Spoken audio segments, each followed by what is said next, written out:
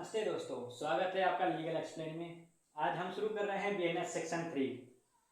कानून को बेसिक और क्लियरली और इंटरेस्टिंग तरीके से समझेंगे। चलिए शुरू करते हैं। बीएनएस सेक्शन 3 यह बताता है साधारण स्पष्टीकरण को। इसमें टोटल 9 क्लॉज हैं। पहला क्लॉज कहता है इस संहिता में आने वाली सभी परिभाषाओं का साधारण अपवाद चैप्टर 3 के अधीन अपवादों के अधीन समझा जाएगा। ठीक है, इसका दृष्टांत है को और खो। 6 वर्ष के बालक द्वारा किया गया अपराध नहीं होगा। 6 वर्ष के बालक द्वारा किया गया कोई भी अपराध नहीं होगा। खो कहता है कि एक पुलिस अधिकारी द्वारा वारंट के बिना बी को जो हत्या का अभियुक्त है पकड़ना अपराध नहीं है। अगर उसको पकड़ता है तो वह अपराध नहीं कहलाएगा। इसका सब क्लास 2 देखेंगे हम। प्रत्येक पद इस संहिता के स्पष्टीकरण किसी भाग में किया गया तो उसके अनुरूप ही होगा। इसमें कोई भी संहिता के स्पष्टीकरण है किसी भाग में किया गया है तो उसके अनुरूप ही होगा। तीसरा नंबर, जब कोई संपत्ति किसी व्यक्ति के कारण उस व्यक्ति के पति हो या पत्नी, लिपिक हो या सेवक के कब्जे में है तो मतलब उस व्यक्ति के कब्जे में ही है। 3 क्लॉज अब हम आगे देखेंगे। 4 नंबर क्लॉज कहता है जब तक प्रतिकूल आशय प्रतीत न हो इस संहिता के प्रत्येक भाग में किए गए कार्य का निर्देश करने वाले शब्दों का विस्तार अवैध लोपों पर भी होगा। जब तक प्रतिकूल आशय प्रतीत न हो इस संहिता के प्रत्येक भाग में किया गया कार्य निर्देश करने वाले शब्दों का विस्तार अवैध लोपों पर ही होगा। 5 नंबर क्लॉज कहता है कि जब कोई आपराधिक कार्य कई व्यक्तियों द्वारा सामान्य आशय को अग्रसर करने में किया जाता है तब प्रत्येक व्यक्ति उसी प्रकार दायित्व के अधीन है मानो वह कार्य अकेले उसी ने किया हो। समान आशय से अगर कोई अपराध करता है तो सभी व्यक्ति उसी प्रकार माना जाएगा कि मानो वह अकेले उसी ने वह अपराध किया है।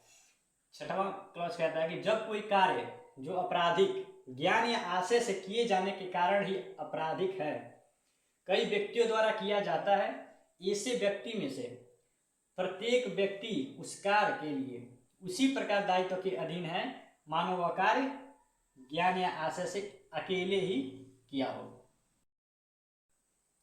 6 नंबर क्लॉज कहता है कि जब कोई कार्य जो आपराधिक ज्ञान या आशय से किए जाने के कारण ही आपराधिक है तो कई व्यक्तियों द्वारा किया जाता है, ऐसे व्यक्तियों में से प्रत्येक व्यक्ति जो ऐसे ज्ञान या आशय से उस कार्य में सम्मिलित होता है उस कार्य के लिए उसी प्रकार दायित्व के अधीन है मानो वह कार्य ज्ञान या आशय से अकेले उसी द्वारा किया गया है। अब देखेंगे क्लॉज 7, क्लॉज 8, क्लॉज 9।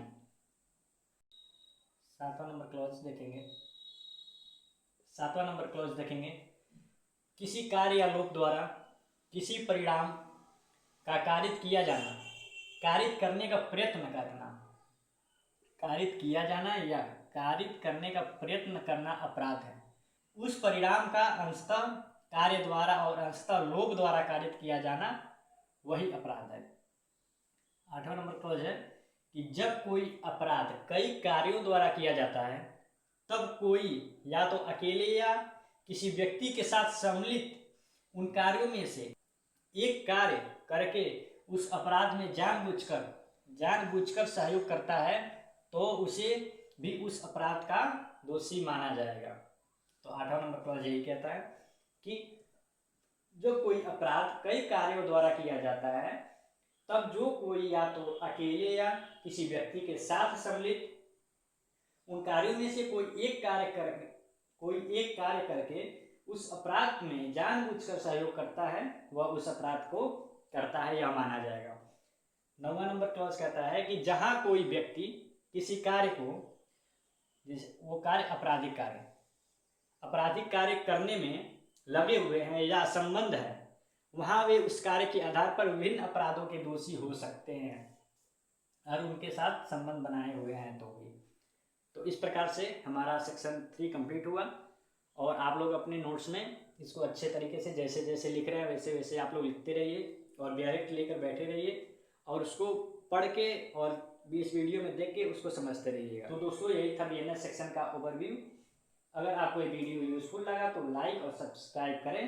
मिलते हैं अगले वीडियो में जिसमें हम अगले सेक्शन को डिटेल्स में समझेंगे। तब तक न्याय और लर्निंग दोनों के साथ बने रहिए।